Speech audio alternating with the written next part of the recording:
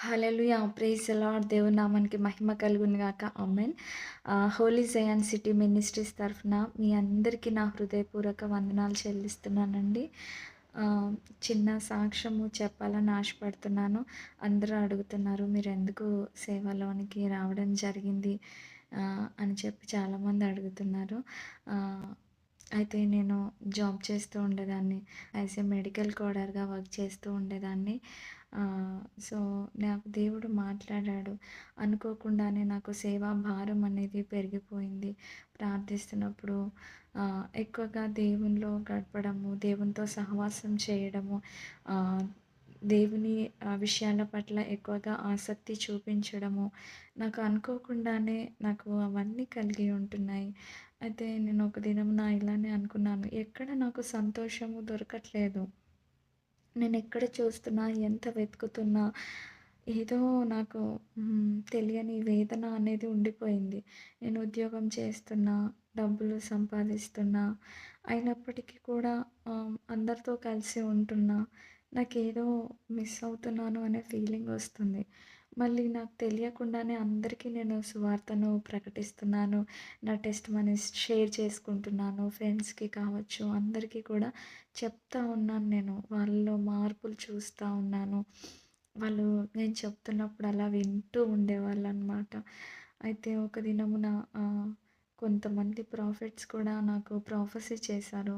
Sister మీరు worship చేయడం చూస్తున్నాము. మీరు ఒక సమయం వస్తది. మీరు సేవలో వస్తారు అనంటే అప్పుడు నేను అనుకునేదాన్ని, నేను సేవ చేయడం ఏంటి అసలు? అలాంటిది నేనేమైనా సేవ చేయాలి అని ఉంటే, దేవుడు నాతో మాట్లాడాలి గదా! అప్పుడే నేను నమ్ముతాను. నాకెవ్వరు ఎన్ని చెప్పినా నేను నమ్మను. వాళ్ళతో చెప్పిన దేవుడు నాతో చెప్పాలి కదా! అని అనుకునేదాన్ని. సో, ఒక సమయం వచ్చింది నాకు అసలు దీని మీద నాకు ఒక సమాధానం అనేది నాకు దొరకట్లేదు. నాకెందుకు ఇలా అవుతుంది అని ఒక దినంన నేను ఫాస్టింగ్ ఉండి, చాలా వేదనతో నేను అన్నీ కోల్పోయిన స్థితిలో ఉండి నేను ప్రార్థన చేస్తున్నప్పుడు దేవుడు నాతో మాట్లాడుతున్నాడు. ఆయన పని చేయాలి అని చెప్పి నన్నిలా తీసుకెళ్తాను, ఇలా చేస్తావు నువ్వు, నువ్విలా సేవ చేస్తావు, ఆ సేవకి నువ్వు ఇలా హోలీ జయాన్ సిటీ అని పేరు పెడతావు అని కూడా దేవుడు నాతో మాట్లాడాడు ముందే. ఆ తర్వాత యెషయా గ్రంథము 60వ అధ్యాయంతో దేవుడు నాతో మాట్లాడి ఉంటున్నాడు. ఆ తర్వాత నేనెంతో కనిపెట్టాను దేవుని సన్నిధిలో. అలా కనిపెడుతున్నప్పుడు నాకు నేనుగా నేను ఏ రోజు కూడా స్టెప్ తీసుకోలేదు. నేనొకటే ఏంటంటే, ప్రభువా నాకేం తెలీదు. నేను ఏం చేయాలి సేవ? నాకేం చెప్పనీకి రాదు. ఏం సాంగ్స్ పాడనీకి రాదు. నాకు వర్షిప్ చేయడం రాదు. ఇంకా ఏం రాదు. ప్రేయర్ చేయడమే సరిగా రాదు. నేనెలా చేయాలి? అసలు నేనెలా దీనికి అర్హురాలిని? ఇది నా వల్ల ఏమవుతుంది? నేను అస్సలు నమ్మలేదు నేను.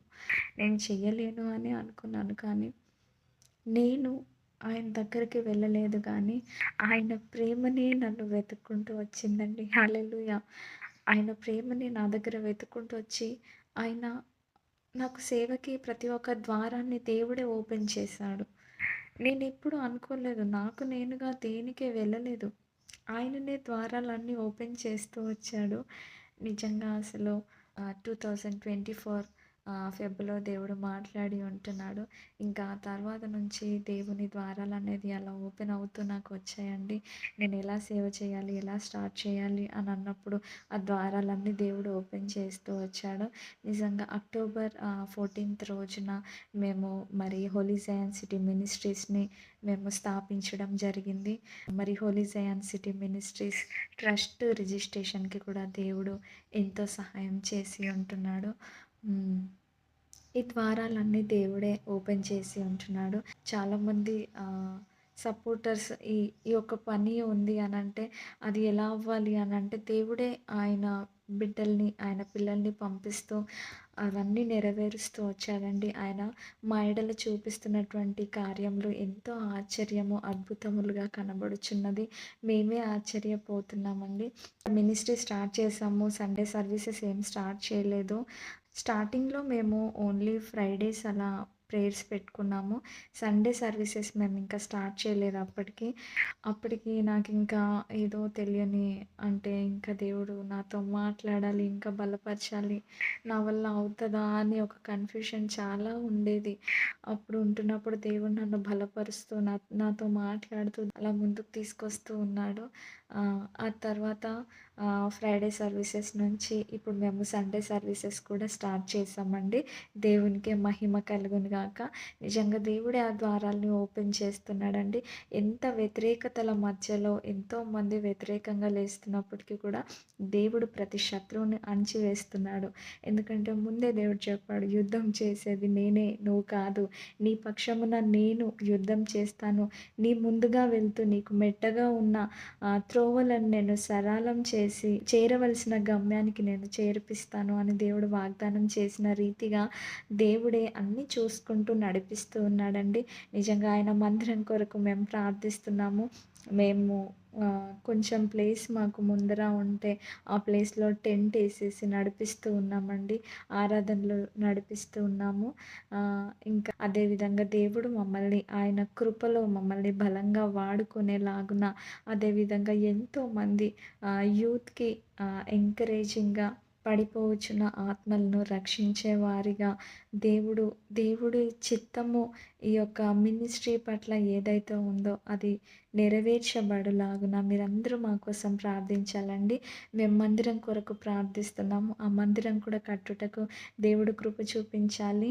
చాలామంది మీరు ఇప్పుడే ఎందుకు సేవ చేస్తున్నారు? మ్యారేజ్ అయిన తర్వాత మీరు చేయొచ్చు కదా! ఇప్పుడు చేయడం కరెక్ట్ కాదండి. మీరు యవ్వనస్తులుగా ఉండి పరిచర్య చేయడం ఏంటి అని చాలామంది అంటూ ఉన్నప్పటికి కూడా దేవుని చిత్తాన్ని మనం నెరవేర్చాలి కదండీ! నేను జస్ట్ ఆయన మాటకి లోబడి ముందుకు అడుగులు వేస్తున్నాను. మీరు ఒంటరిగా స్టార్ట్ చేయడం ఏంటి అని చెప్పి చాలామంది అంటూ ఉన్నారండి. దేవుడు నాకు మాట ఇచ్చిన రీతిగా మీలో ఒంటరి అయినవాడు 1000 మంది అగును. ఎన్నిక లేనివాడు బలమైన జనమగును అనే వాక్యముతో దేవుడు నన్ను బలపరిచి ఉంటున్నాడు. ఆ వాగ్దానము దేవుడు నా పట్ల నెరవేరుస్తూ వస్తున్నాడండి. మీ అందరి ప్రార్థనలు నాకు ఎంతో అవసరమై ఉంటున్నవి. ఎలాంటి శత్రువుల నుంచి ఎంత పోరాటం వచ్చినా నా యేసయ్య నాతోనుంటే నేను ఏదైనా చేయగలనన్న నమ్మకం నాకుందండి. ఆయన మందిరము నిర్మించాలి, ఓల్డ్ ఏజ్ హోమ్స్ కట్టాలి అని ఇవన్నీ కూడా ఆశ కలిగి ఉన్నామండి. ఆయన చూపించి ఉంటున్నాడు. కాబట్టి మీ అందరూ మా యొక్క మినిస్ట్రీ కోసం ప్రార్థించండి. మీ వ్యక్తిగత ప్రార్థనలో గుర్తు చేసుకోవాలని దేవుని పేరిట మనవి చేస్తున్నాను. మా కొరకు, మా పరిచర్య కొరకు, మందిరం కొరకు ప్రార్థించాలని దేవుని పేరిట మనవి చేస్తున్నాను. Praise the lord.